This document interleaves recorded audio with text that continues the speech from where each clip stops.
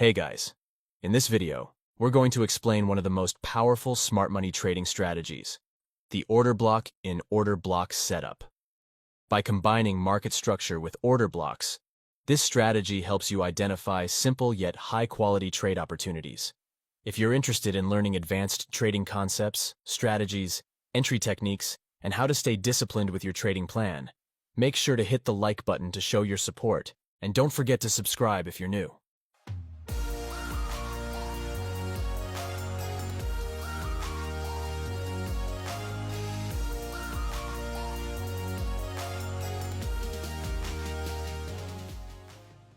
Before we start explaining the trading plan, we need to go over a few key concepts about order blocks and market structure, as we'll be using them later in the strategy. Let's begin with the basics. What is an order block? Order blocks are essentially optimized supply and demand areas. From basic price action, we know that the market always moves in impulsive and corrective waves, driven by the behavior of market participants. We identify the starting point of an impulse as a demand zone. This is because in that area, traders previously entered long positions with a purpose. If the price returns to the demand zone, there's a higher probability they will buy again. Simply put, demand zones highlight areas where we expect buyers to step back into the market. Similarly, the start of a downward move is marked as a supply zone, where traders have previously taken short positions. When price revisits this zone, it's more likely that selling will occur again. In other words, supply zones highlight areas where we expect sellers to re-enter the market. Now, order blocks are a type of supply and demand zone, but they form when a large number of buyers or sellers enter the market, creating a price imbalance. The imbalance between buyers and sellers can be seen through fair value gaps. These gaps happen when price moves quickly, leaving orders unfilled, and the market may come back to these areas later to regain the balance. We mark the candle before the gap as our order block zone because we believe decisions are made during that candle. We expect that if the price returns to this order block, it could react strongly as buyers or sellers step back in. So basically, order blocks are supply and demand zones, but the difference is that we focus on areas where larger institutional orders are placed. Now, how do we mark the order blocks? We take the entire candle before the fair value gap and mark it as the order block. The color of the candle doesn't matter. For example, in a bullish gap, it makes no difference whether the candle is green, red, or even a doji without a strong body. All of them can be considered valid demand order blocks. Here's an important point. Sometimes a wick grabs liquidity before the imbalance happens.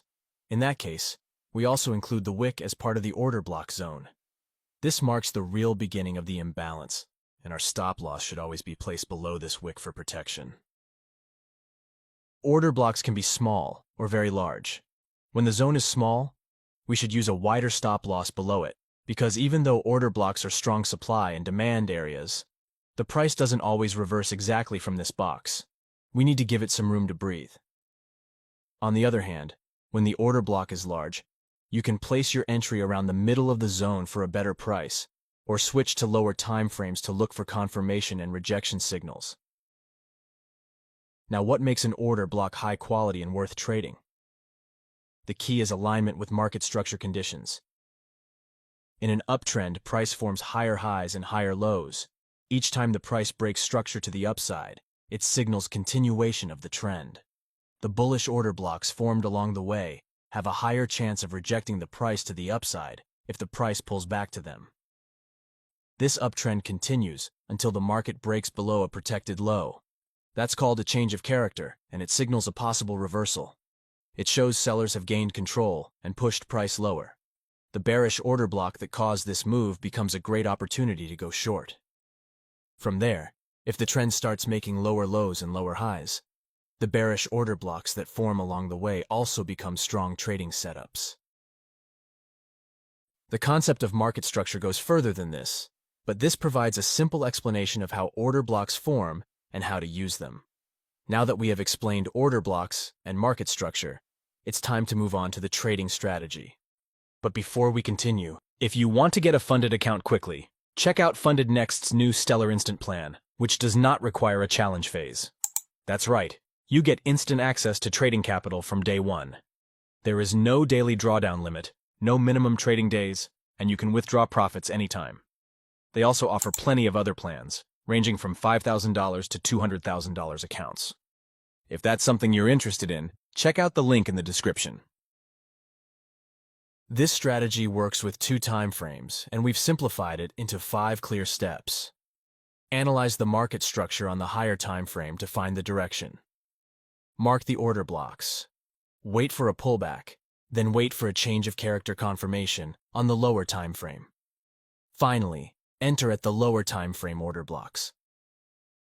As I mentioned earlier, this setup uses 2 time frames. The higher time frame, which is our main chart for day trading analysis, and the lower time frame, which we use for confirmation, entry, and trade management.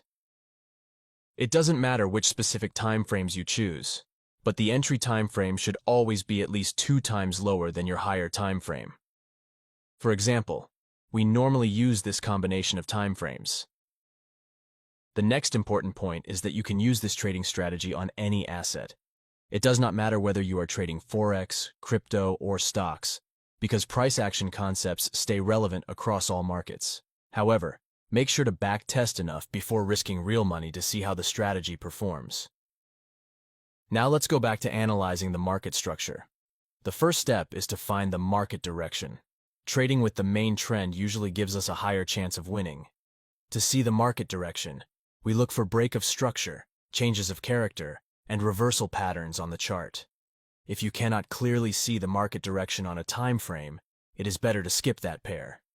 Trading when the direction is unclear increases the risk, so it is safer to focus on pairs with a clear trend for better decisions and risk management.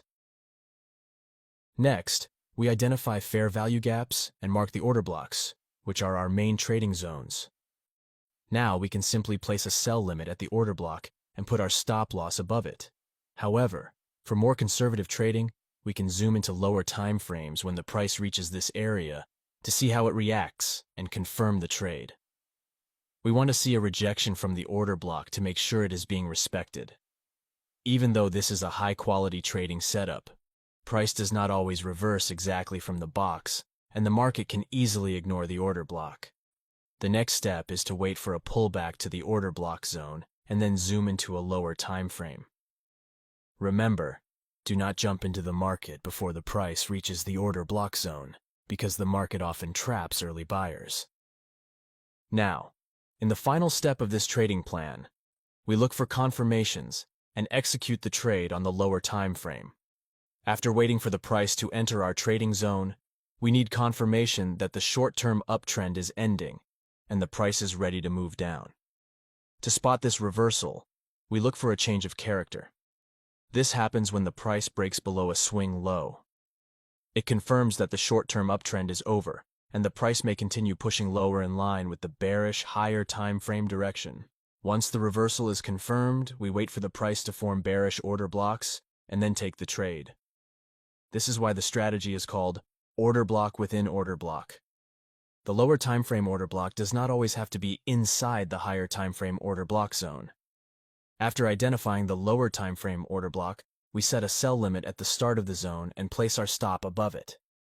For the first target, we move our trade to break even by closing half of the position when the price reaches a 1 to 2 risk to reward target. The next target will be the first important zone ahead of the price on the higher time frame. Here is a quick recap for the bullish scenario. The same rules apply, but in reverse. We wait for the price to reach our higher time frame order block. Then we look for a change of character in the lower time frame, which happens when the price breaks below a swing low. This confirms that the short-term downtrend is over and buyers are taking control. Once confirmed, we look for bullish order blocks on the lower time frame and place our buy limit at the start of the zone, with the stop loss below it. Targets are managed in the same way as in the bearish setup. Now, before we look at real chart examples, let's review some common scenarios and how to handle them. Scenario 1. A very small order block on the lower time frame. In this case, use a slightly larger stop-loss zone to protect your trade from normal market fluctuations. A stop that is too tight can get taken out too easily. Scenario 2. A very large order block on the lower time frame. If we set our stop-loss below the entire zone, it could be too wide and reduce our risk-to-reward ratio. Instead, we can either use a smaller zone just below the order block as our stop, or place our entry closer to the middle of the zone. Both options help improve risk to reward. Scenario 3. Multiple order block formations. We can trade all of the order blocks as long as they give us a reasonable risk to reward ratio. But remember to always trade with reduced risk. Do not risk more than 2% of your account on a single trade, and never have more than 3 trades open at the same time. The goal is not to win every single trade. Losing trades and missed trades are part of trading, and that's normal. Our focus should always be on ending the day with a positive overall result. Now let's look at some real chart examples to see exactly how to apply this trading plan. Here we have the euro-dollar on the 1-hour chart. The recent price action shows that the market was in a long-term downtrend until it shifted direction by breaking above this protected low. This change of character tells us that demand is now in control and signals a possible reversal with the start of a new uptrend. Since the higher time frame direction is bullish, we are only interested in buying opportunities. Next, we simply identify the fair value gaps in order blocks. In this example, we can see 2 fair value gaps, so we mark the candles that created these gaps as our order block zones. These zones are our key trading areas. If the price pulls back into these zones, we will then zoom into the lower time frames to look for confirmation signals and enter the trade. So let's see what happens. The price has tapped into the first order block, so we zoom into the 5-minute chart to look for an entry. On the 5-minute chart, we want to see signs of reversal to confirm that this order block is being respected before opening a long position. For confirmation, we need to see a change of character, which happens when the price breaks above the swing highs that caused the breakout. Let's play the price forward. Here we can see that the price broke below the order block without showing a clear change of character. Although there was a slight reaction to this zone, we did not get the confirmation we wanted, so we have no trade. Now let's go back to the 1-hour chart. On this chart, we still have another unmitigated order block zone below. If the price reaches this zone, we will again zoom into the lower time frame to look for an entry signal.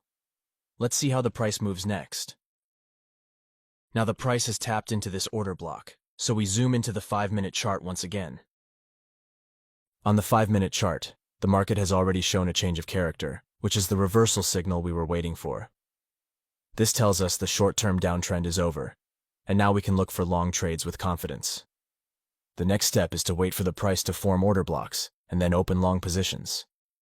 Here, the market creates an order block, so we open a long trade. As the price pushes higher, another order block forms. Without canceling the first trade, we also open a second long position at the new order block. This approach is important because the pullback to the first order block is not always guaranteed. Sometimes the market only touches the second order block before moving higher. In the worst-case scenario, the price may drop and hit both stop losses, which is why we always trade with reduced risk. Now, let's see what happens.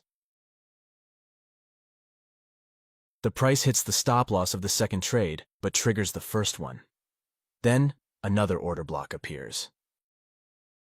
Again, without closing the first trade, we place a long position at this new order block. We keep repeating this process until the market reaches our target, which in this case is the previous high on the higher time frame. This strategy has proven to be profitable, but you must back-test it before trading with real money. The reality of trading is that even with a solid plan, you will still face losing trades. That does not mean your analysis was wrong. The key is to write down your rules, follow them consistently, and stick to your risk management plan. If you do that, you will be fine in the long run. So, guys, that's it for this video. I hope it provided value to you. If it did, please go ahead and smash the like button to show your support. And if you're new here, consider subscribing to our channel. See you in the next episode.